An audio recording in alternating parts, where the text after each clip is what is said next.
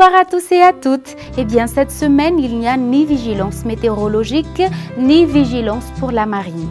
Par contre, une perturbation tropicale pourrait se former dans l'océan Indien, au large des côtes nord-est du pays.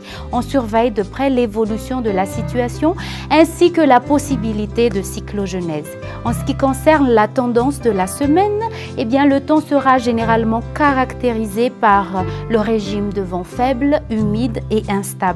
Le Grand Sud connaîtra un temps sec dans les 2 prochains jours, un temps pluvieux sur le reste et à partir de jeudi, presque tout Madagascar sera bien arrosé car les manifestations orageuses regagneront l'ensemble du pays.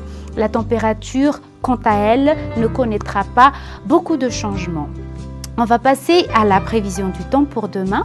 Dans la matinée, le tiers nord du pays sera arrosé, tandis que la partie ouest et sud-ouest de l'île connaîtra un temps ensoleillé, alternance du soleil et des nuages ailleurs. Dans l'après-midi, nous aurons des averses orageuses sur Diana, sur Boeni, sur les Hautes-Terres et des averses sur la partie est de Madagascar. Alternance du soleil et des nuages ailleurs. La température minimale est de 15 degrés Celsius localisée à Vaknakarach, tandis que la valeur maximale se trouve à Maevatanan, 34 degrés Celsius.